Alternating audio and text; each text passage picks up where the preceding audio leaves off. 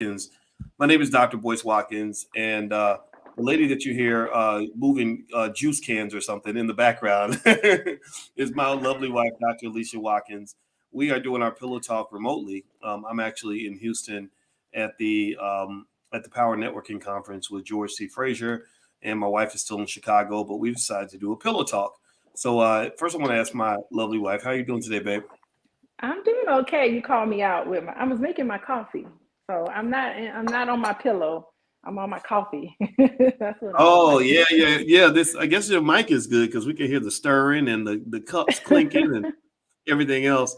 And I want to say hello to Arel and Terrence and Ilha. Shout out the city you're from. Let us know what city you're coming from.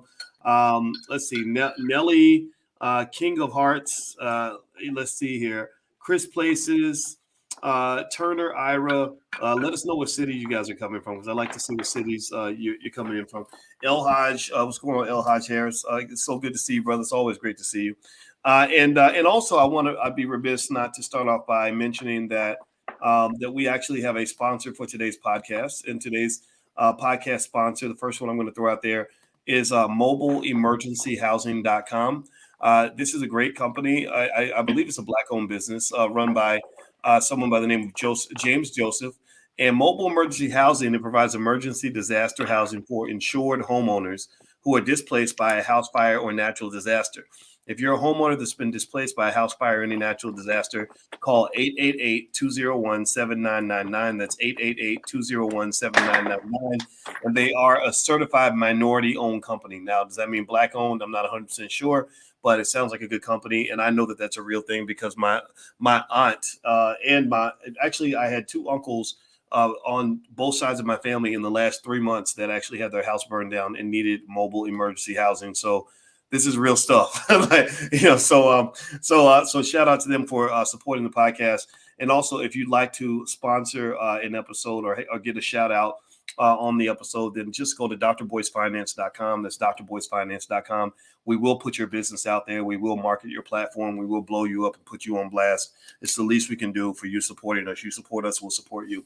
All right. So with that said, now that we've gotten that kind of done, I want to ask you all this: yes or no? How many of you are familiar with kind of the controversy surrounding Russell Wilson and Sierra? Give me a yes or no in the chat if you've heard any of the discussions about Russell Wilson, who is now playing for the Denver Broncos. He was a quarterback with the Seattle Seahawks for many, many years.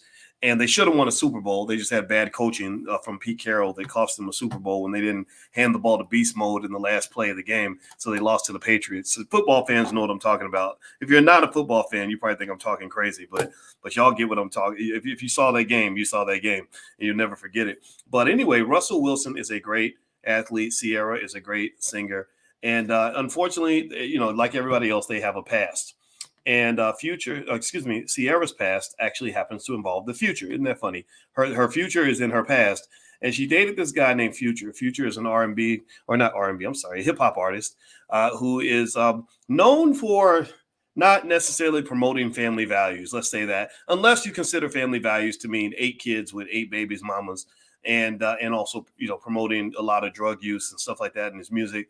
A lot of stuff that some people find objectionable and challenging. Well, here's the deal. So just to give you kind of a quick recap, and then I'd like to get my wife's kind of take on this. Since Sierra left Future, she was engaged to him for a while. She broke, allegedly, this is the report in the media, that they broke off the engagement because, surprise, surprise, he liked the ladies. He was dipping his dipping his fork in lots of plates and lots of bowls that it shouldn't have been in, and she just got tired of it apparently. But nobody knows, nobody's perfect. There's always two sides to every story. So she now is married to Russell Wilson. She's been married to Russell for 6 years. They have a beautiful family, and a lot of people love what they see, at least online. And people have actually called Russell Wilson a square. They've kind of said, Sierra's only with him because of his money, and nobody would want to be with a square. Why would you want to be with a square like Russell Wilson when you could be with a guy like Future and his 8 babies, mamas, and in a mass promotion of drug use in the Black community? So I'd like to pass the ball to my wife and ask her, what say you, Dr. Alicia? What are your thoughts on all of this? I'm so happy that Russell Wilson finally addressed some of the online chatter about him being a quote unquote simp. Like, I do see some value in just ignoring and doing your thing. They have a wonderful Facebook page where all they do is promote positivity. They promote all of these wonderful images of healthy Black love, beautiful blended family. Everybody seems to celebrate all of the achievements in their lives, and they get to do all these wonderful things, and it's great to watch. So I just applaud them for smiling and keeping it moving and not really caring what everyone else says. But at the same time, it was nice that he finally addressed it, but he addressed it in such a nice little savvy way where he's just like, I'm squaring up. I'm giving my wife flowers and I'm letting you all know that I'm squaring up. So I think that's just, I think it was smart. It was a smart response. And when you're secure in your own manhood, you don't feel like you have to dip your fork all over the place. You know, when you're secure in who you are as a person and you know your worth, you find a woman who knows their worth, and both of you all living your best life. So I'm enjoying it. I'm enjoying the display of love. Okay, so you're just enjoying the display of love, all right? And Yes. just for those who aren't aware, the way Russell Wilson cleverly responded to some of the chatter, which is coming from a small select group of mostly Black men. It's not like the whole Black community is saying this. Is really a select group of men who have their, a different perception of manhood, different perception of, relationships.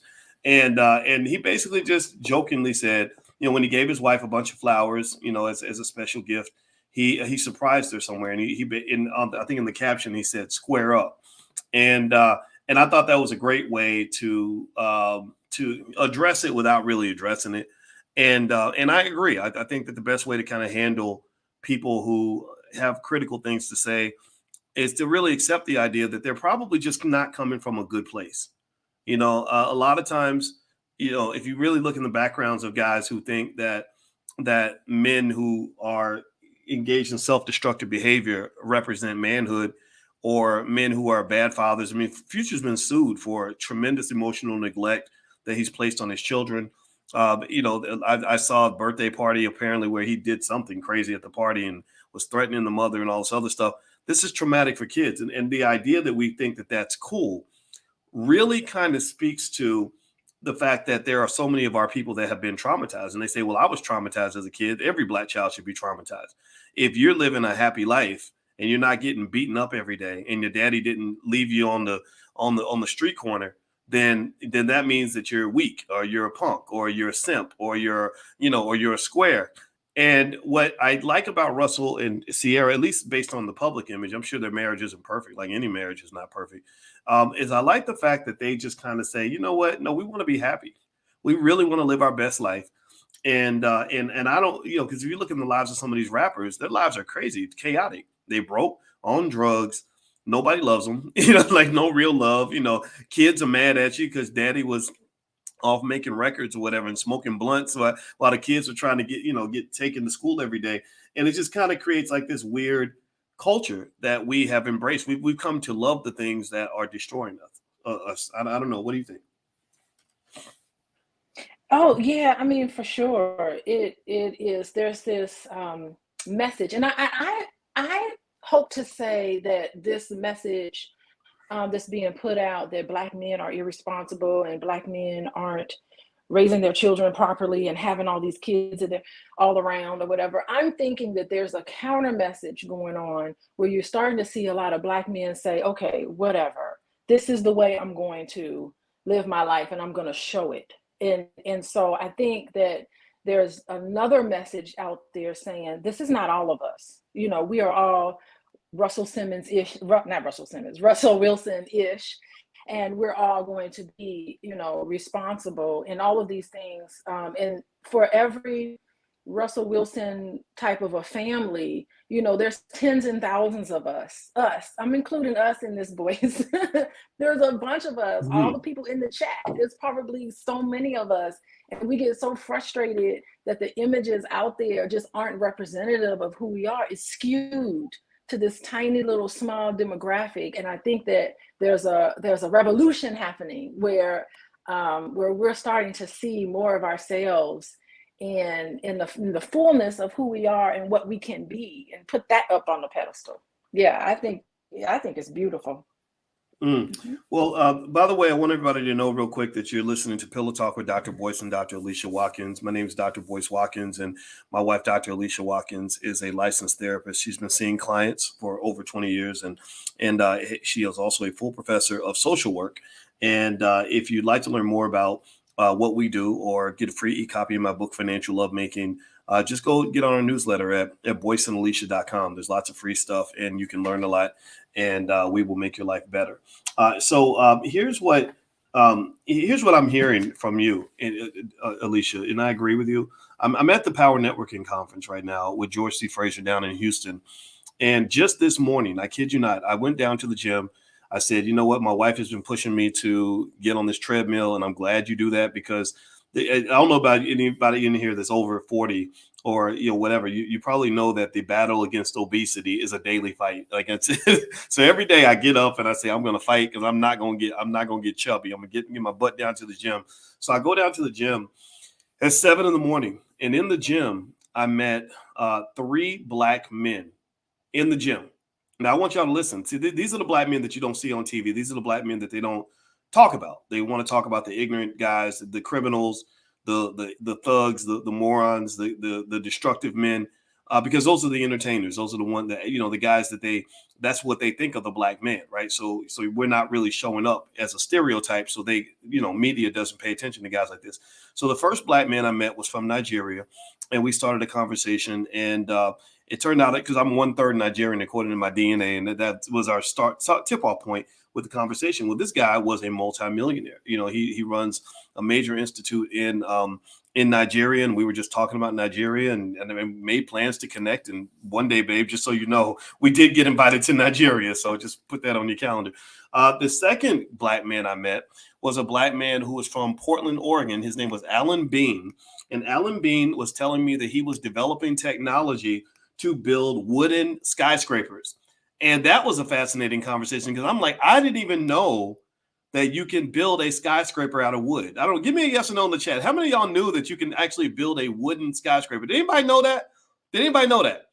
Now process this, right? Which Black man's going to get the most media attention? The multimillionaire Black man who's heavily invested in education, the highly intelligent Black man who is developing technology for wooden skyscrapers, or the thug who wants to smoke blunts all day and get girls pregnant and throw all his money away with buying a 50-pound Gucci belt? Like, which man is going to get the attention from racist mainstream media? And it's, and what's crazy, and that we got to pay attention to this as Black people, is that these are the hidden Black men. And there's millions of you. And so let me tell you about the third Black man I met. I got to just pay respect. I'm sorry. So the first Nigerian's his name was Linus. The second brother, his name was Alan. The third brother, who I do not remember his name, but I kid you not, the third brother, he had some kind of business. And I can't remember what his business was. We only talked for a second. But he's making millions of dollars running his business. Where are these Black men? How come nobody talks about these guys? And we were all sitting there talking as a group. And nobody, these are all masculine men. We all love our wives. We love our community. We love education. And what's frustrating, I think, about the world is that men like this don't get the attention, because they want to mass market the messages that are going to destroy young men and not put them in a position to be successful. What do you say? Oh yeah, I totally get that. And the sad part about it is that when you have somebody like Russell Wilson, promoting all of these things that you're talking about, he gets all these critics.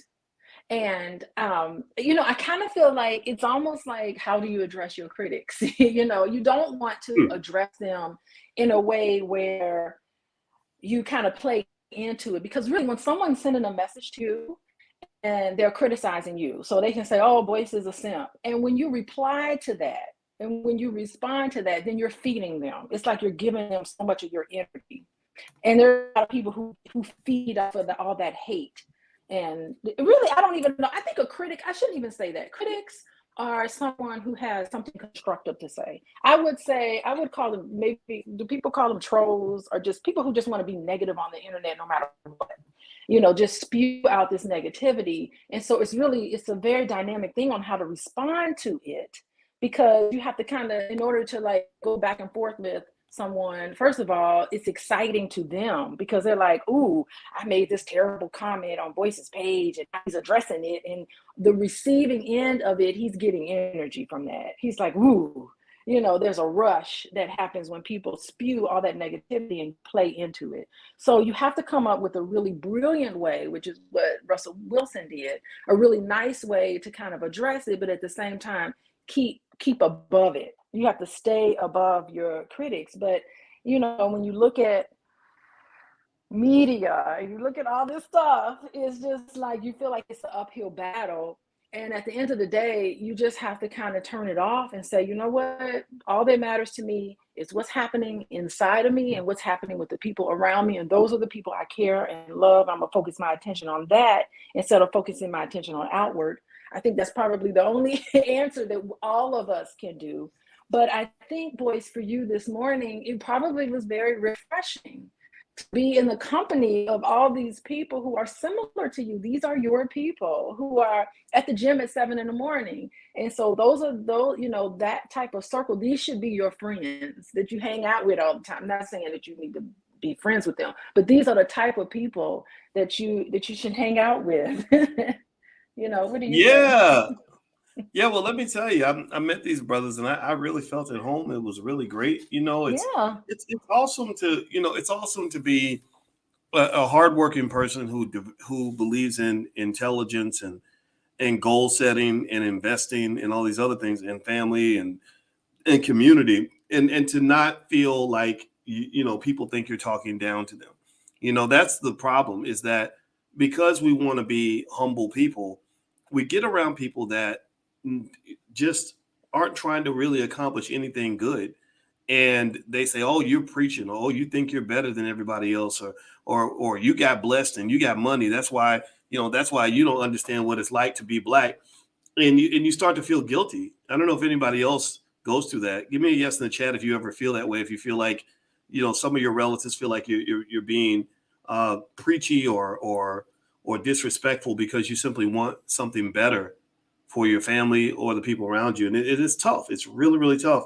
And I think that what I think we have to do is, those of us that kind of get it, we have a culture too. When BET talks about the culture, and they're talking about hip hop and everything else going on in that culture, I think we have to, when we talk about the culture, when we're doing it for the culture, in my view, the culture represents strong Black families. The culture represents educated Black people. The culture represents taking care of our children. The culture represents responsibility and accountability. The culture represents working hard and building wealth and investing for the future. That's the culture. When I say I'm doing it for the culture, that's what I'm talking about. And I think a lot of people get that. Yeah, and it's so funny because when I guess I don't ever use those words, I'm doing it for the culture. I'm just doing it. But I mean, in the sense of mental health, for a lot of men, it's just like manhood means you have this physical toughness and roughness and mental toughness. And to counter that is, no, real men do cry. Real men do fall in love. Real men are sensitive and have emotions. Everything doesn't have to be on this overemphasis on power and status and misogyny. Good grief. I mean, just to go out and have 10 children with 10 different women, I mean, that's not real manhood. That is like inflicting a whole lot of disappointment and a lot of hurt onto some of those women, because those are 10 failed relationships. And Oh yeah, I'm sorry. I cut you say off. something? Please. No. What were you gonna say? I was gonna say though, those women who lay down and sleep with Future, they know what they're getting into. Okay, so so I think more so in terms of hurting the feelings of the children. That's what I'm thinking about. Like, no real man should want to create a baby just so you can disappoint that baby your whole life. I mean, I The just thing think just is, generally as a mhm. principle of manhood, you should do things that are going to make your children proud of you, that are going to make your kids feel connected to you, that are going to make your kids look up to you. And so if you are a man who just splatters your seed everywhere to the point where your kids say, man, my daddy wasn't nothing, you should be ashamed of that. I don't care what kind of man you are, whether you're a hyper masculine man or a not so masculine man. That should be embarrassing to you if all your children are like, man, my daddy wasn't nothing. You know? Yeah, the best, yeah. What you Oh, gonna please say? go ahead, man. Go ahead. Oh No, yeah, you go ahead. the best way to love your child is to love the mom. Because in some instance, when you mistreat the mom and you're quote unquote loving the child is thinking, oh my goodness, if my dad is doesn't love my mom and I'm half of my mom, then my dad doesn't love me. So, children want to see their parents happy. They want to see their parents healthy. They want to see their parents live a fulfilled life, believe it or not. Children really, they want the best for their parents. And they don't want to see their mother or father or the people in their household, the people who are responsible for them. They don't want to see them hurt and in tears and in a terrible place and finding, whatever it is, all of these things. They don't want to see that. They want to see their parents happy and in love. And I think it's like put your differences to the side and be able to demonstrate that type of respect, basic level of respect, to the other parent, so that the child feels like, oh wow, so my parent now respects me. It's an unconscious thing that happens in children. Yeah, Mm. Well, everybody, you yeah, listen that's to Pillow. manhood. Go ahead. Well, everybody, you listen to Pillow Talk with Dr. Boyce and Dr. Alicia Watkins. My name is Dr. Boyce Watkins. I'm a finance professor. My wife is a professor of social work and also a licensed therapist. If you'd like to learn more about what Dr. Alicia does, then please visit coachingwithdralicia.com. And also, I want to give a shout out to another company that is helping to sponsor this podcast. It's Ancient Healing Teas by Amina Shakita James, and it took me a while to learn how to properly state her name. And Amina Shakita, if you are hearing this and I said your name wrong, please forgive me. But her website is ancienthealingteas.com. And she says if you are experiencing fibroids or looking for a natural solution, check out Ancient Healing Teas. They have products for fibroids, PCOS, endometriosis, and fertility issues. Amazing success stories at their website, which is ancienthealingteas.com. You can use the code BOYCE15 for a 15% off your order. So that's BOYCE15, all one word. I'm going to put the URL on the screen. And shout out for supporting the podcast. If you'd like to also get your business or your website or your YouTube channel shouted out on the platform, just go to drboycefinance.com. That's drboycefinance.com. And I'm going to put Ancient Healing Teas website on the screen so you guys can see it. So let me hop into this. So you were talking about, babe, earlier you were talking about money, power, and status. All right. So that led me to a thought. I was thinking, okay, so what does that really look like? And I get that. I don't think there's anything wrong with men wanting money, power, and status. I think that's something me, I'm old school. I believe that's what men want. Men, we want power. We want to be successful.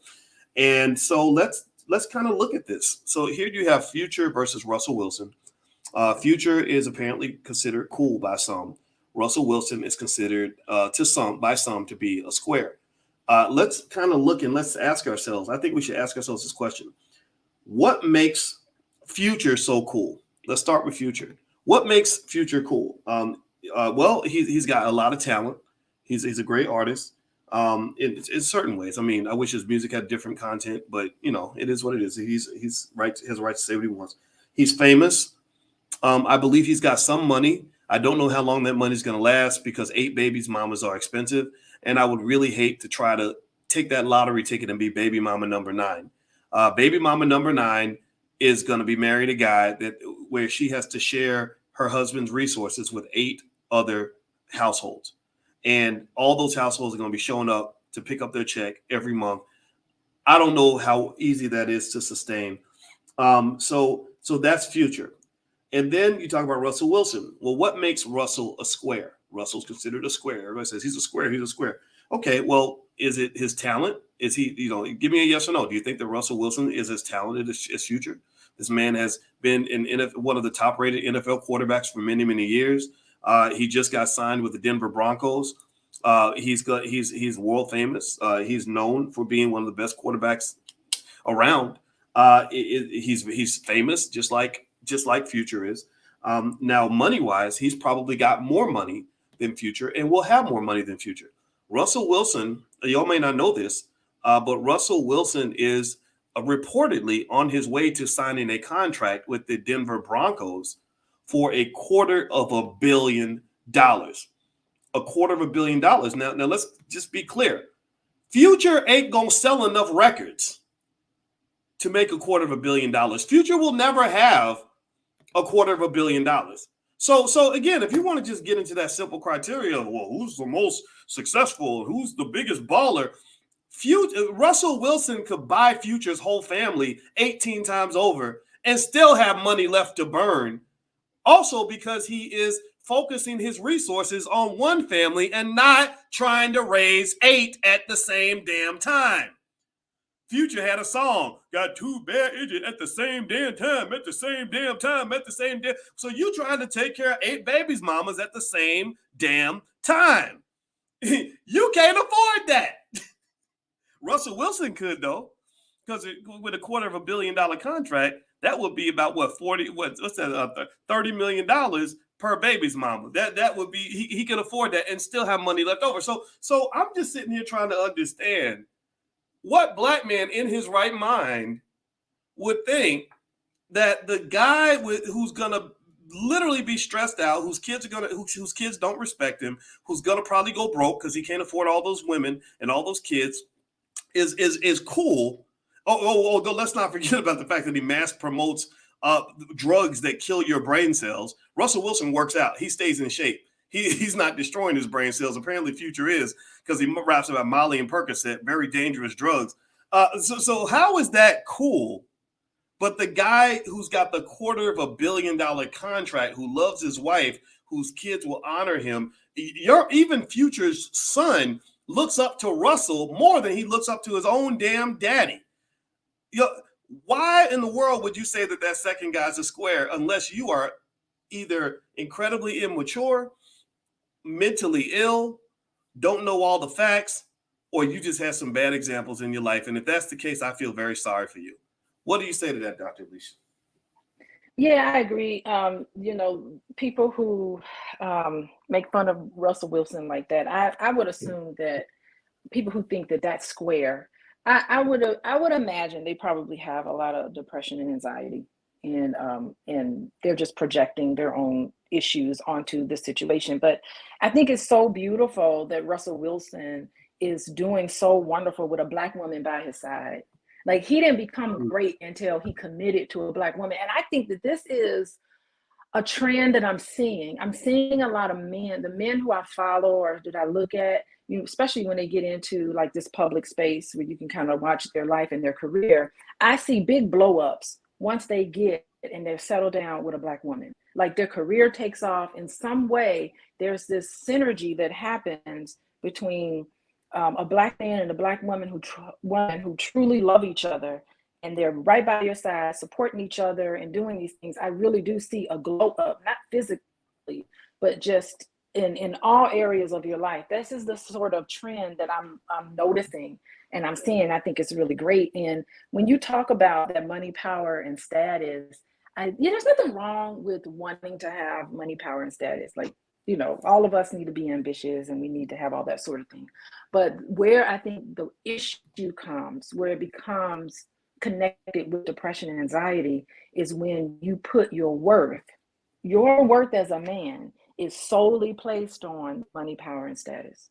I'm a man on a day that I make $1 million. I'm not a man on the day that I lose $500,000. It's just where you place your self-worth on all of these external things. And, that's where you start to have mental health issues. And that's where you honor somebody and look at someone just based on what they have.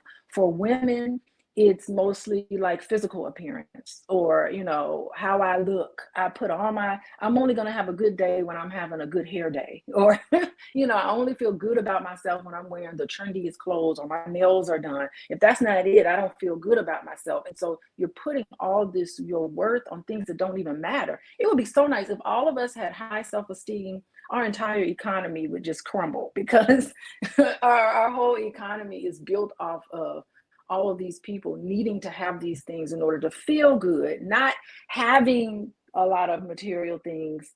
And it doesn't matter if you have it or if you don't. You're placing all of your worth on yourself, and you feel good whether you have a baggy t-shirt on or if you're wearing the latest trend. So shout out. I mean, I really love Sierra, because she wrote that song Level Up. She definitely leveled up when she went to Russell Wilson. So that was probably like her little dedication to her husband with that song. What do you think? Well, I do agree with you. And by the way, I want to mention to everybody, you're listening to Pillow Talk with Dr. Boyce and Dr. Alicia. Could everybody take 1 second, please, and hit the thumbs up button and subscribe to the channel? If you haven't done that yet, if everybody could just do that, subscribe, hit the notification bell so you'll be notified when we go live. If you could do that real quick for us, that would really help the platform. Also, you can hear this podcast on Spotify and Apple. So if you are not, if you're not a video or YouTube person, you can also hear it on all those other platforms too. And Alicia's website is coachingwithdralicia.com. She sees clients. She's a therapist. And also the sponsor for today is ancienthealingteas.com. You can use the code word Boyce15 to get a 15% off discount. And they are a great healing tea for fibroids, PCOS, endometriosis, and fertility issues. Use the code Boyce15 for 15% off your order. And if you'd like to sponsor one of the podcasts or get a shout out for your business, just go to drboycefinance.com. That's drboycefinance.com, and we'll blow your platform up as much as we can.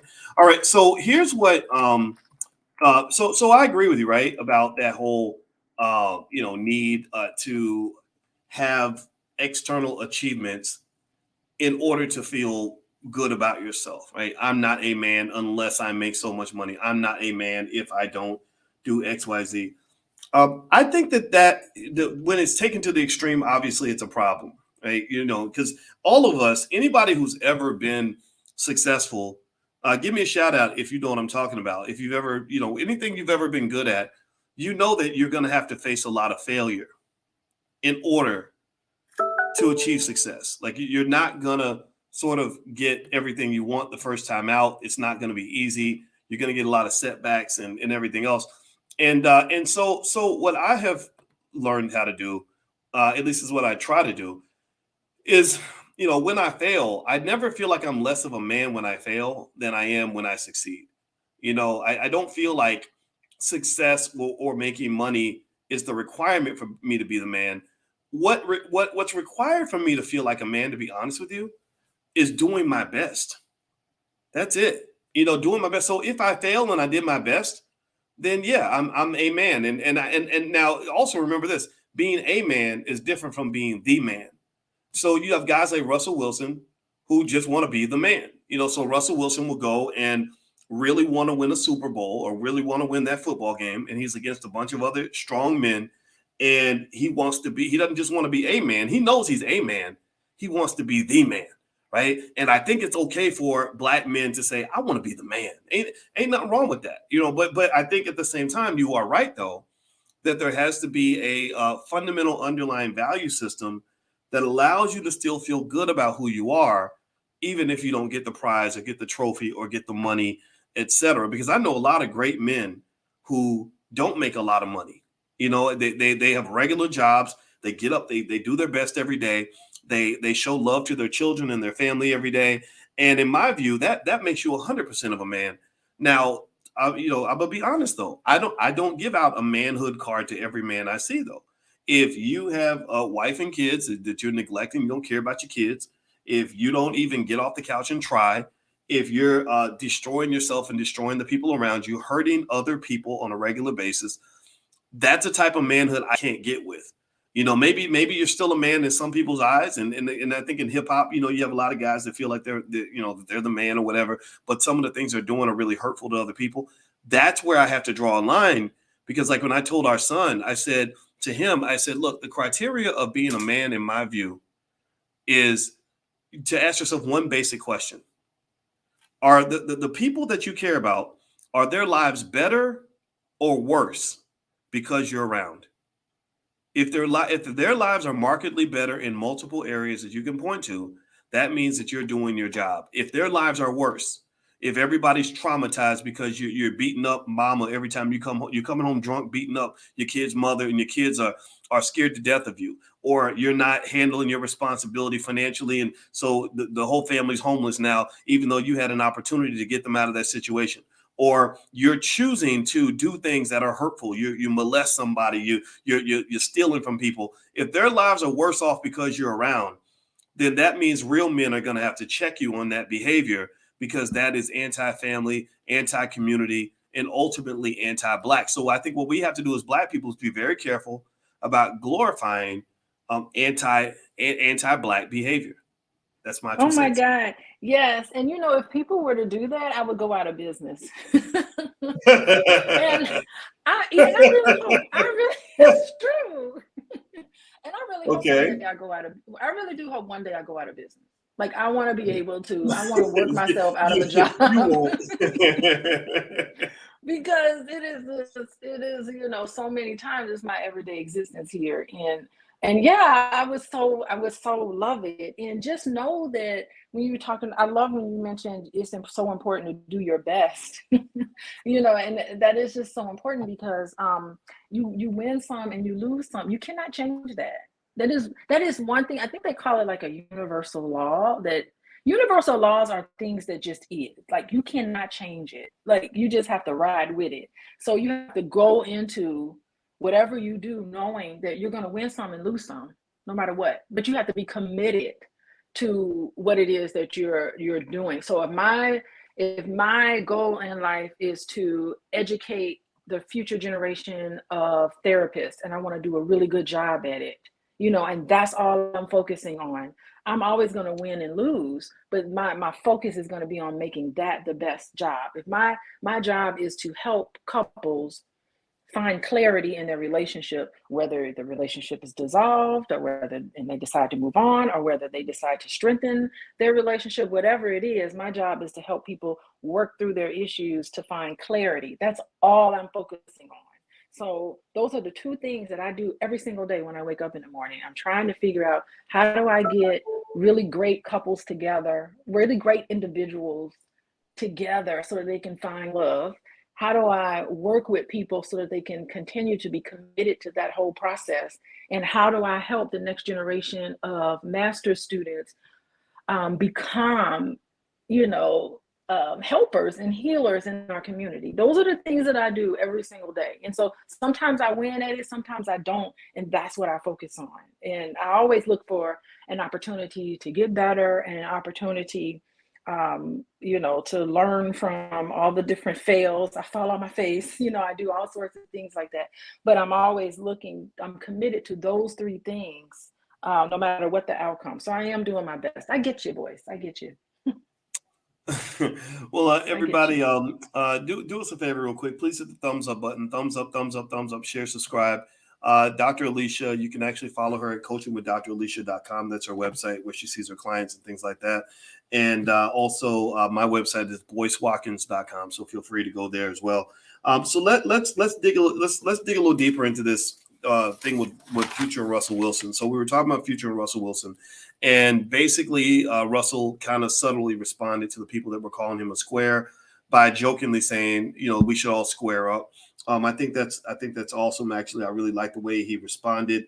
And the other interesting thing about the difference between these two guys is that when I look at Russell Wilson and what he and his wife represent, I think about this guy that I'm going to put on the screen. Some of you may or may not know him. Give me a yes or no if you know this guy's face. I'm going to put his face up there and give you guys a second to answer. This is a football player who had quite a bit to say about Russell Wilson in Future. Give me a yes or no if you're a real football fan and you know this guy's face. All right. So I see. Okay, Wayne says yes. All right. I see some yeses. I see some nos. Well, let me just tell you who this guy is. This guy's name is Channing Crowder. And Channing Crowder is an extraordinary player. I think I don't know if he's still in the NFL or used to be. But either way, though, he's on a podcast, and he actually started a conversation about future Russell Wilson by basically saying Russell was, I think he said a square, lame, something like that, and basically like, why would you pick Russell Wilson over a guy like a Future? Now, when I saw the comment, I thought that was really interesting, and I really kind of wanted to try to understand where he was coming from, and I'm going to agree with it's just me in the chat. It's just me actually is giving a foreshadow of what I'm about to say. Sometimes when you hear a criticism, you got to look at the point of view of the person that's making the comment, or any comment, not just a criticism, but any comment. And so with Shannon Crowder, I looked the brother up. I looked up his background. I really wanted to find out about his parents. What's his family situation? I know his father was a football player. He grew up in Pennsylvania, and he's been a great athlete his whole life. But it's interesting because there was one point in the podcast where he actually, according to what I read, he had literally said he went to play in London, and he literally said something like, I can't find London on a map. He literally said, I can't find London on a map. And then he also said that there's no black people in London. So when I read that, I said, okay, maybe he's not the brightest bulb in the tree. And no, don't get me wrong. He's a great football player, but he might possibly, at least based on his comments, he's sounding like he fits in. Someone might, if you want to be nasty, you could say maybe this is a dumb jock kind of thing. I don't know. But really, I think that this is a lesson for all of us. When you hear somebody criticize you, I think you should really consider the source. That's the point. If you're trying to start a business, you're trying to go out and make $1 million, and somebody says that's not possible, or you uppity, or that's stupid. Well, ask yourself, have they ever made $1 million? And if the answer is no, then what you got to do is challenge yourself at that point and say, why are you listening to somebody who obviously does not know what they're talking about? So Shannon Crowder, I don't know his personal life. I don't know. I know he appeared on the show called Ballers Wives or something like that, and I think he is married actually, if I'm not mistaken. But he clearly comes from a culture that's just one that's a little bit different from a lot of the people that are listening to this podcast. And so I think that when you talk about Russell Wilson, I think we have to definitely acknowledge that most people look at Russell and Sierra and they're proud of what they see. Not to put them on a pedestal. They're not better than anybody else. And I'm sure their family has challenges like everybody else. But I think that the majority of the Black community, the people that don't get all the attention because they're not on some big podcast where they could just say crazy, ridiculous things, most regular people, when they see a Black man with his wife and the children and the baby and everybody's happy, most Black folks like that picture. I don't know. Give me a yes or no if you see an image like this and it makes you feel good about being Black. This is Black love. This is Black family. This is Black wealth. This is Black excellence. This is Black intelligence. What is there not to love about a Black man and Black woman working together to achieve amazing things? I don't know. Give me a yes in the chat if y'all know what I'm talking about. Like, I really, really think when somebody can look at a picture like this and say, oh, that's a bunch of BS, that just tells me that they're probably not in the most positive space. Or maybe because remember this, because remember, the U.S. government spent many years working to systematically destroy Black families. Their goal was to destroy the Black family. Their goal was to put Black men in prison for 100 years, make the Black woman feel like she got to be Superman, and make these children grow up believing that having one parent is the ideal model of a family. So what you have to understand, Black people, is that you become addicted to the poison. And my wife is actually an expert on addiction. I'm not making that up. She really is. You can talk about your credentials, babe. but I'm going to go ahead and step outside of my lane a little bit and say that when you think about drugs, like you think about a drug like heroin ain't good for you. Heroin is eventually going to kill you. Heroin's going to mess you up, but you can get to the point where your body can't even function without the heroin. And I think that that's what's happened. For us, the drug is trauma. The drug is broken families. The drug is pain. The drug that we become addicted to is just chaos. And for some people, when they don't see chaos in their relationships, they think, oh, well, this is boring, or this is lame, or you a square, or you a simp. Why because you're not bringing the drug to the party. What do you think, Dr. Alicia? Yeah, What's I your couldn't agree. I couldn't agree more with you, boys. And I think that we all need to go into a detox program. We all need to detox. That's the biggest way to do it. Just quit cold turkey and just detox ourselves It from be the things that calling me, aren't man. It serving be us. calling me. It Oh, doesn't keep serve talking, you. please. No, And talk yeah, about I mean, talk about your background in addiction. I think people should know that, so they know they're not just listening to somebody who's just giving an opinion. What oh is your my God. experience when it comes to addiction? And you've taught classes on it, stuff like that, right?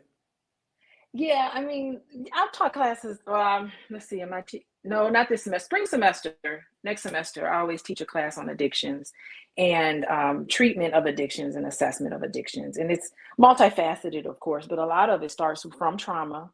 And it's so funny. There's just like this mitigating process that the body goes through that helps to protect itself. So when you're confronted with a situation that is shocking or surprising, your body actually goes into shock. Like, have you ever heard of that story where like this man, he was hit by a car and he walked something like 10 meters or 100 meters away from the place where he got hit, and he had a broken leg and a broken pelvis and all of that, and people are like, how did he walk all the way through there? It's because your body is in shock. You don't even know what's going on. He was just walking, Mm. and I think he was on his way to pick his kids up from school. He got into this big car accident, and he's just like, his mind was like, I want to go pick my kids up. So he's trying to walk in the direction to pick his kids up, not even realizing that this really big traumatic thing happened to him. That is the body's way of dealing with dealing with this kind of trauma. You separate yourself from your body, which is a survival mechanism, right?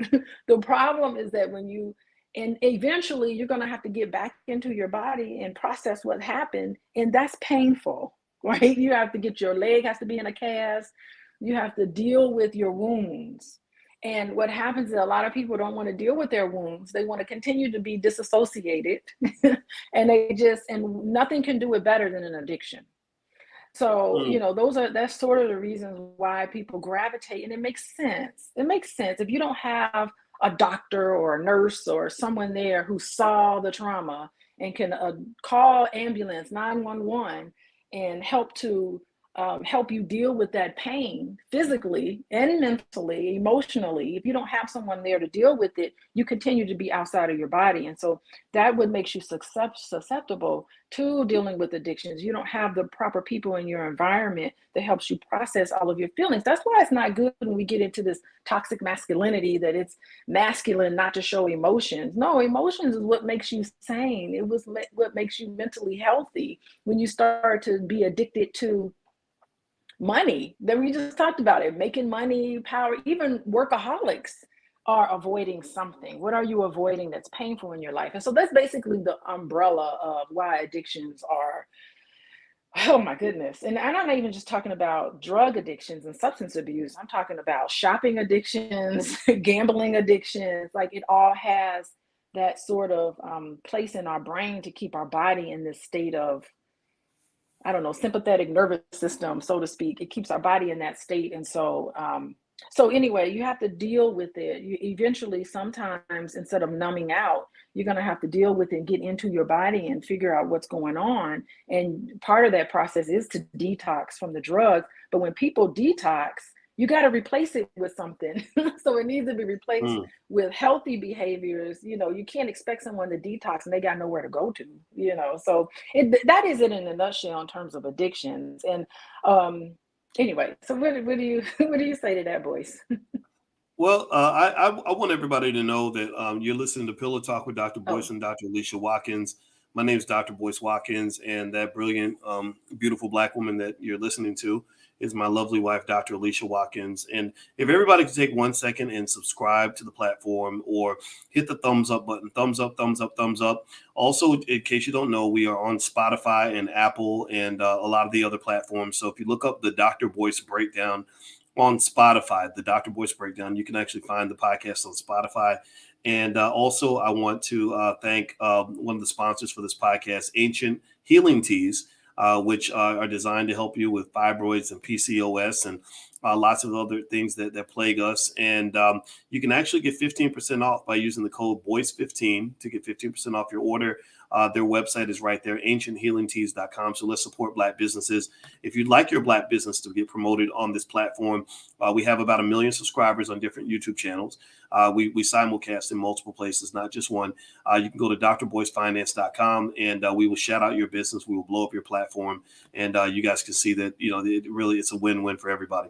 All right, so let me actually hop in, babe. I want to mention something to you real quick. Somebody sent this during the podcast, and I want to just address this. I don't know if y'all know, Brittany Griner just got 9 years in prison, in a Russian prison. They formally sentenced her. And I guess now the ball's in the court of Joe Biden in terms of what he's going to do. Did y'all know this? How many of y'all knew about this? That Brittany Griner got 9 years in prison today. What do you think about that whole situation? I mean, I'd like to get your quick take on that, babe. Oh my goodness. How helpless do we all feel? I mean, she's not the only one in prison. There are a lot of other U.S. citizens that are in prison, but what a heartbreak. And it looks like she's probably going to serve the whole time if they can't come up with an agreement. I thought they came up with an agreement, boys. I heard that they offered to release, I guess, a Russian arms dealer in exchange for Brittany. So I think that there has been some conversation, some negotiation. I would find it hard to believe that she's going to end up serving the sentence. But what I really think everybody, so I hope Brittany gets out. I don't agree with what she did. I think that you got to understand the importance of respecting the country's laws. No question about that. But I don't think she deserves 9 years in prison. It just doesn't sit well with me. But the other part of me is feeling like we have to be cautious about sort of just over sympathizing with her just because she's an athlete. Remember that there are a lot of unfamous people who went to other countries, got busted, and have been sitting in jail for a decade. There are a lot of people. Any of you in here, LaShawn, Darth, and Darren, Darlene, Jason Diamond, if you went to Russia right now and decided you was going to put a little something in your suitcase and got caught, how many of y'all think, give me a yes or no, how many of y'all think that if any of us, including me, how many of y'all think that if any of us went to Russia and got caught with something in our bag and got 9 years in prison, that Joe Biden would come through and get us out of jail? How many of y'all think that? Give me a yes or no. Do you think he would do that? Go ahead, Ben. I only mentioned that. Oh, you go ahead, babe. I'm sorry, I cut you off. No, I mean, I try to look at like what could come of this. Maybe a high-profile person being incarcerated with this draconian sentence, right? Maybe that will draw some more attention on all of the other unknown people who are going through something similar. Maybe this high-profile case will draw some attention, public attention and public sentiment to not even just Brittany Griner, but all the other people who are in the similar shoes as her. Maybe getting her out will start the ball rolling on getting a lot of other people out. I'm seeing it as kind of, I hate that because it's happening to someone that it's a public figure and we all feel kind of sorry for her. Her wife has been devastated by this whole thing. If you listen to her interviews, she really, she's really hurting. She's having difficulty connecting with her. I think they promised her that they would at least talk to each other or see each other in some ways, and they haven't been able to do that. And so just the pain that we're seeing from Brittany Griner and her wife, hopefully this will get the ball rolling for people to be more compassionate to the experiences of family members and individuals who are in a situation like this. Yeah, and I do agree with that. I'm going to say that I don't agree that this is going to change anything about how the Russians do their criminal justice system. I don't think Brittany Griner's incarceration, or even if it were LeBron James being incarcerated, I don't think that's going to change how the Russians do things in Russia. And so even though I care about Brittany, I hate seeing her go through this. I have to challenge myself to not be overly sympathetic to the fact that because she's a celebrity, she deserves more attention than everybody else. I'm really thinking about everybody in here that's listening right now. I've traveled around the world. I've been to Russia. I've been to China. I've been to, Africa and places like that. And the reality that I need our folks to really understand is you go over there and you break their laws, ain't nobody coming to get you. Sometimes I think that we have this idea that American exceptionalism will come and save the day. That, oh my God, how dare you incarcerate an American?